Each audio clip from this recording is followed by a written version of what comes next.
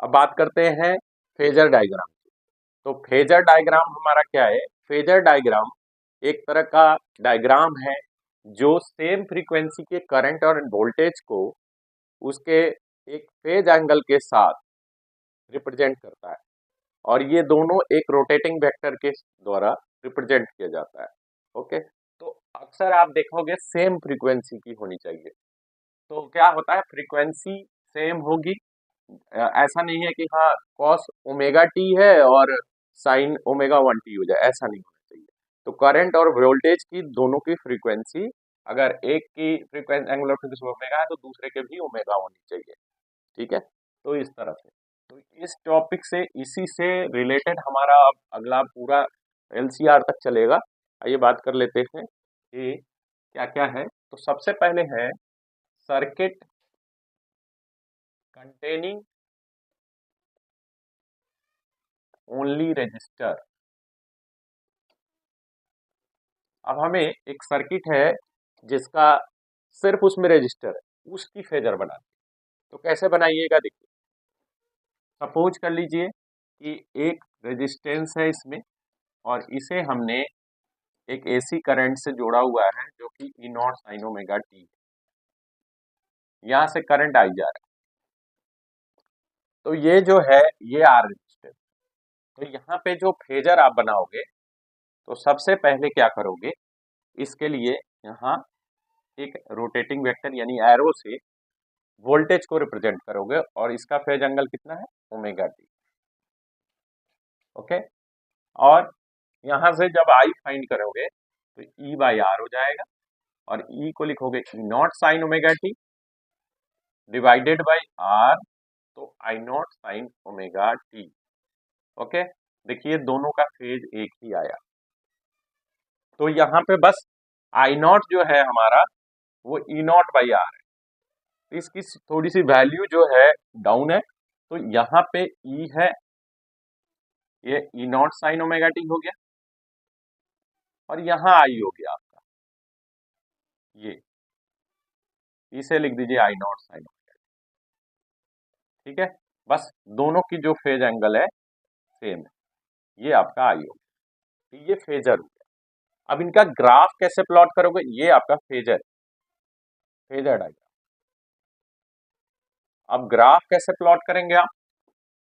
Graph के लिए आप बात करें तो आपको पता होगा कि साइन थीटा है, तो साइन थीटा का ग्राफ कैसे जाएगा, ये। ओके, और जब दोनों की फेज एंगल इक्वल है तो सिर्फ चेंज क्या हो रहा है, एम्पलीट्यूड में फर्क है। यानी कि आई जो है उसकी छोटी वैल्यू है। तो वो कैसे रिप्रेजेंट करते हैं हम लोग, ये एंगल देखिए सबका बराबर रहेगा, सिर्फ इसकी एम्पलीट्यूड चेंज हो जाएगी। तो ये आपका करंट का हो गया। ओके, तो ये आपका ई का है, और ये आपका आई का है, इस तरह से। तो पहला ग्राफ आप लोग समझ गए, ये ग्राफ हो गया, और ये आपका फेजर हो गया। ग्राफ एंड फेजर बहुत ही इंपॉर्टेंट चीज है, तो आपको सबका ग्राफ और फेजर आना चाहिए। ठीक है, नेक्स्ट बात करते हैं सर्किट कंटेनिंग ओनली इंडक्टर।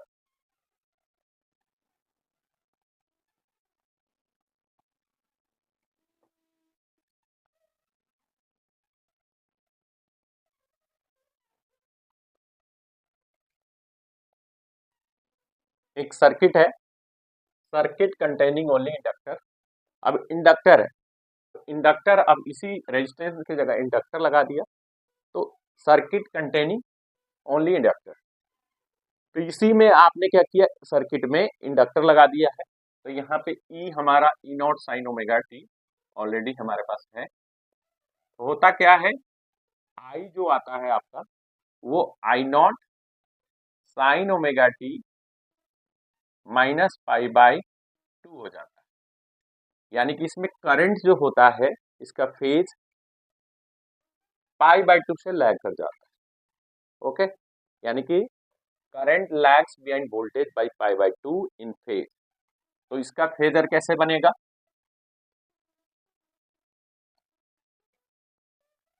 ये आपका वोल्टेज का है, ईएमएफ का आपने बना दिया। जो कि ओमेगा टी। और करंट की जब आप बनाएंगे ये π/2 से लैग कर रहा है, और ये जो आई नॉट होता है वो होता है E naught by omega L, यानी कि ई नॉट बाई एक्स एल। इसको अभी डिस्कस करते हैं इसको भी।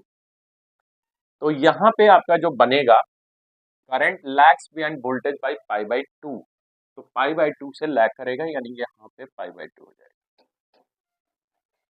ओके, ये π/2 हो गया, और ये हो गया आपका आई नॉट साइन ओमेगा माइनस π/2।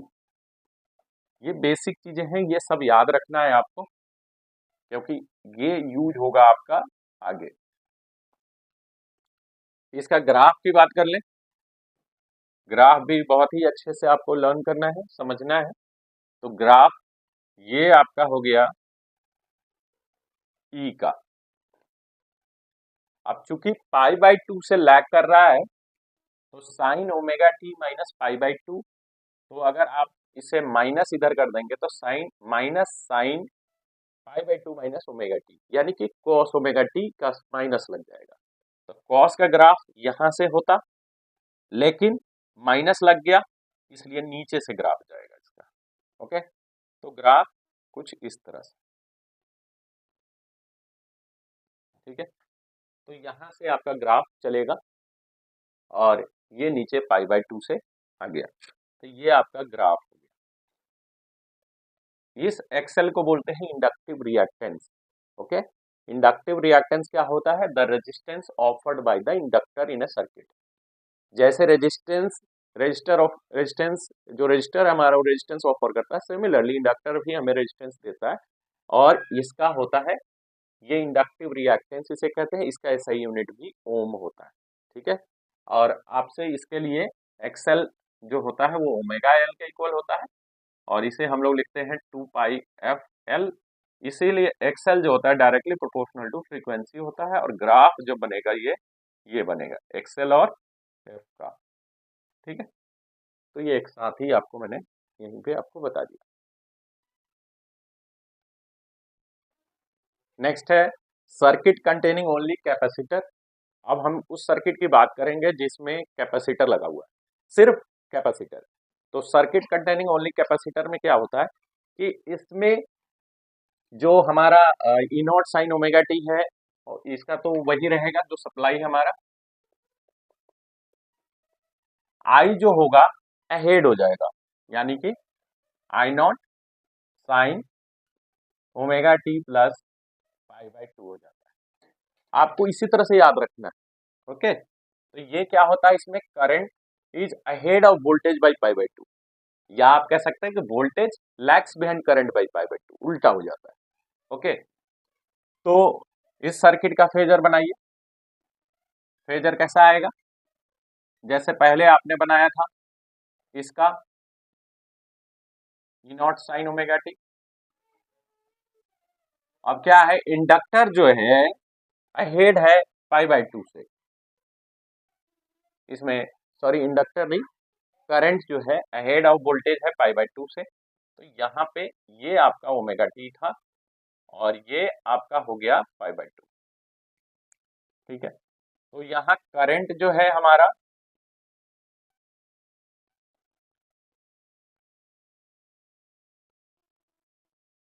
ये आपका हो गया I naught sine omega t plus π/2। तो यहाँ पे क्या है कि करंट जो है अहेड ऑफ वोल्टेज है π/2 से, ठीक है। तो इंडक्टर का ये उल्टा हो गया, ठीक। ये भी कह सकते हैं कि voltage lags behind current by π/2 in phase, ठीक है। तो इस तरह से तो ये हो गया। अब इसका ग्राफ, ये आपका फेजर हो गया। अब ग्राफ की बात करें तो E naught sine omega T का तो ग्राफ ये हो गया आपके पास ई का, ये आपका ई का ग्राफ। अब करंट की बात कर लें तो π/2 से अहेड है, तो π/2 से अहेड होने का मतलब क्या हुआ कि साइन 90 प्लस थीटा। तो साइन 90 प्लस थीटा क्या होता है? Cos theta. ओके, तो कॉस थीटा जो है कहाँ से ग्राफ जाएगा? ऊपर से π/2, यहाँ से ठीक है, तो ये आपका हो गया करंट का, 5/2 से ऊपर कर दिया। और इसके लिए यहाँ पे आई जो होता है, जो I naught sine omega t plus 5/2 हो गया फेज। तो यहाँ जो आपने लिखा है आई नॉट, ये आई नॉट जो होता है वो होता है E naught by X C, जो कि 1 by E naught by X C को लिखते हैं 1/ओमेगा सी। और 1/ओमेगा सी जो होता है क्या है, ये है कैपेसिटिव रिएक्टेंस, इसे बोलते हैं कैपेसिटिव रिएक्टेंस। कैपेसिटिव रिएक्टेंस, तो कैपेसिटिव रिएक्टेंस क्या हो गया, ये the resistance offered by capacitor, the resistance offered by capacitor. तो यहाँ पे आपने इसके बारे में समझ लिया। और साथ में ये है क्या क्या बनेगा, ये X C is equal to आपका आ रहा है 1/ओमेगा C, that is 1/2πf c। So X C is inversely proportional to frequency. तो ग्राफ जो बनाएंगे आप इनवर्सली प्रोपोर्शनल, ठीक है, ये हो गया। हेलो स्टूडेंट्स, अब इस लेक्चर में हम पढ़ेंगे सीरीज एलसीआर सर्किट के बारे में। ओके, तो सीरीज एलसीआर सर्किट में क्या क्या पढ़ना है उसके बारे में बात कर लेते हैं। तो सीरीज एलसीआर सर्किट जो होता है, इसमें सीरीज में हमारा इंडक्टर, कैपेसिटर एंड रेजिस्टर, ये तीनों कनेक्टेड होता है। और हमें क्या फाइंड करना है इनका, क्योंकि बोर्ड पॉइंट ऑफ व्यू से देखिए तो यहाँ से लॉन्ग क्वेश्चंस आते हैं, ज्यादातर आपको लॉन्ग क्वेश्चन ही पूछे जाते हैं। ठीक है, तो इसमें क्या क्या, अगर आपका लॉन्ग क्वेश्चन आता है तो क्या क्या पूछा जाएगा, तो इसमें आपसे पूछा जाएगा कि इसका derive the expression for impedance, इसमें इम्पीडेंस फाइंड कीजिए। दूसरा आपसे पूछेगा कि इसमें इम्पीडेंस ट्रायंगल ड्रॉ कीजिए। फिर और ये सब चीज यूजिंग फेजर डायग्राम। ओके, फिर फेजर डायग्राम से ही आपको करना पड़ेगा। साथ में आपसे ये भी पूछ सकता है कि इसमें रेजोनेंस कंडीशन में क्या होता है, उसके लिए एक्सप्रेशन डिराइव कीजिए।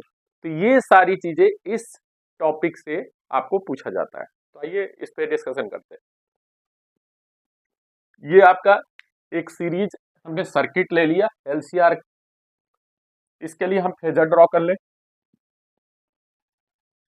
फेजर में सपोज कर लीजिए कि यहाँ से आई करंट अगर जा रहा है, जो कि जिसकी पीक वैल्यू आई नॉट है, तो ये पूरे में सीरीज में है तो एक ही जैसा करंट होगा। तो आपको इसका फेजर बनाइए, वी आर। वी आर हमने यहाँ पे ड्रॉ किया, क्यों, क्योंकि सीरीज में है।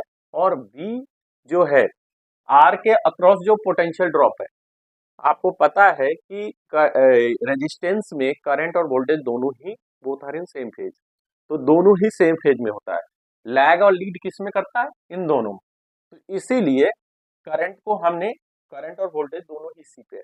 अब क्या है, वीएल की बात करें तो इंडक्टर में क्या होता है, वोल्टेज अहेड होता है करंट पे और करंट लैग करता है।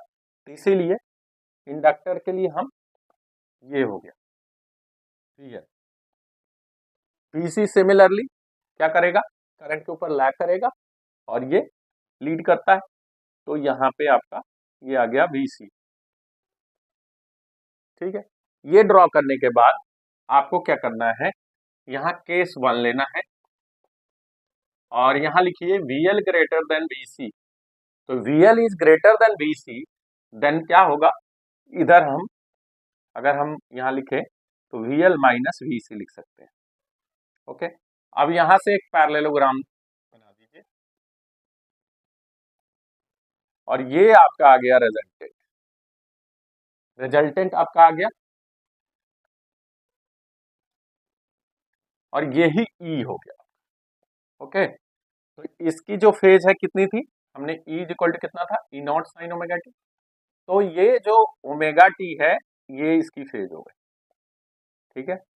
और यहाँ पे ये पाई हो गया, इन दोनों के बीच का फेज।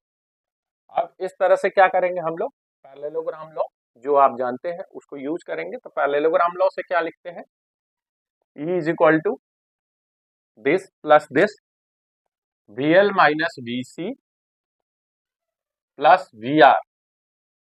ओके, उसके बाद क्या करेंगे, हम इसको सॉल्व करेंगे, मैग्नीट्यूड निकालेंगे। तो आपको पता है कि ये और ये 90 डिग्री पे है, तो हमारे पास फॉर्मूला होता है A square B square 2ab cos थीटा। तो यहाँ पे लिखेंगे VL माइनस VC का स्क्वायर प्लस VR स्क्वायर। क्यों? क्योंकि इनका जो है 2ab cos थीटा cos 90 होगा, वो 0 हो जाता है। तो इसलिए इनको लिखने के बाद इसकी करंट आई नॉट स्क्वायर को कॉमन कर लो, तो ये XL माइनस XC का होल स्क्वायर हो गया, और यहाँ पे R का होल स्क्वायर हो गया, क्योंकि आई नॉट स्क्वायर हमने दोनों में ही कॉमन कर लिया। इधर से आई नॉट बाहर कर लीजिए, तो फाइनल आंसर यहाँ जो बचेगा XL माइनस XC का स्क्वायर प्लस R स्क्वायर, जो कि आई नॉट जेड आप इसे लिख सकते हैं, वेयर जेड क्या है, impedance. Z is equal to under root ये पूरा XL माइनस XC का स्क्वायर प्लस R स्क्वायर, और ये होता है आपका इम्पिडेंस। इम्पिडेंस इसकी एसआई यूनिट क्या होती है, SI unit ohm. SI unit इसकी भी ओम होती है। तो आपको इम्पिडेंस, पहला जो पार्ट है इसका सॉल्व हो गया, आपने इम्पिडेंस फाइंड आउट कर लिया, और साथ में आपने इसका एसआई यूनिट भी आपको मैंने बता दिया। अब क्या है, इस फॉर्मूले को मॉडिफाई आप कर सकते हैं। एक मॉडिफाई क्या कर सकते हैं आप, इसको E naught by I naught, E naught by I not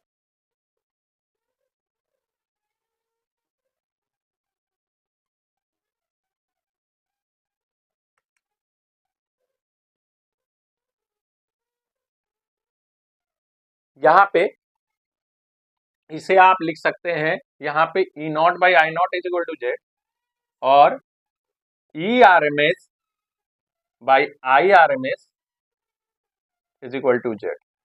आप ये भी लिख सकते हैं, क्योंकि I naught by root two होता है, दोनों में रूट टू अगर आप डिवाइड कर दें, रूट टू ये E R M S by I R M S is equal to Z.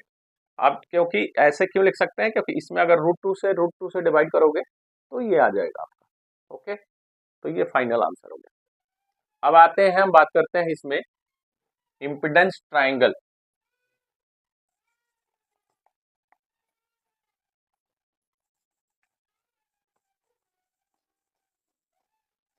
Impedance triangle कैसे बनेगा,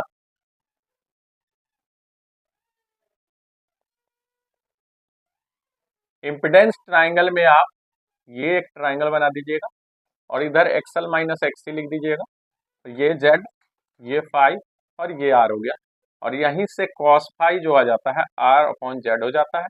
इसे हम लोग कहते हैं पावर फैक्टर। ठीक है, पावर फैक्टर हो गया आपका। तो इस तरह से आप यहाँ से ये भी डिराइव कर सकते हैं। Okay, power factor. ठीक है, नेक्स्ट आता है हमारा resonance. Resonance condition in LCR।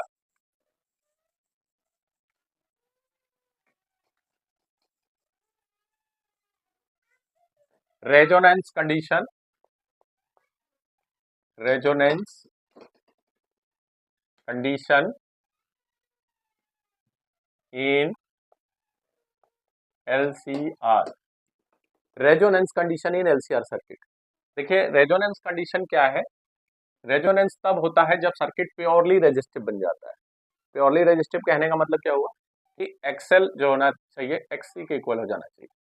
Okay, यानी कि जब ये हो जाएगा तो सर्किट क्या बन जाएगा, प्योरली रेजिस्टिव,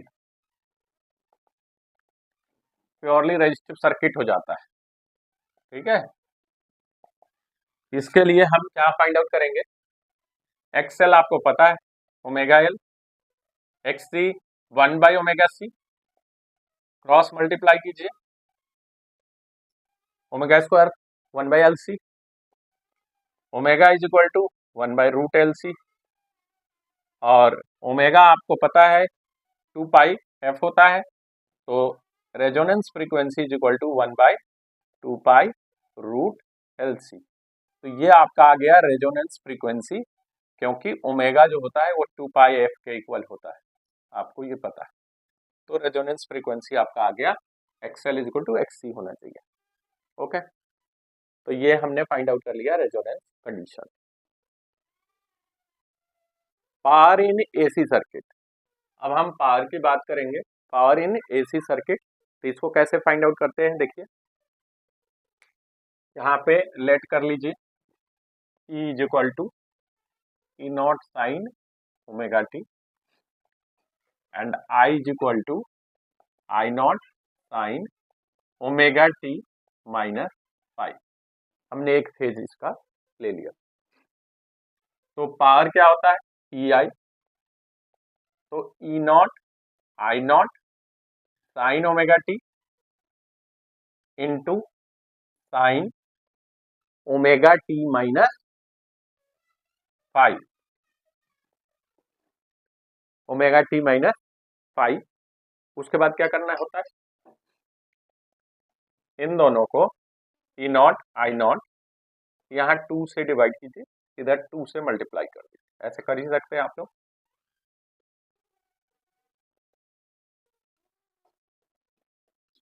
ये लिख दिया।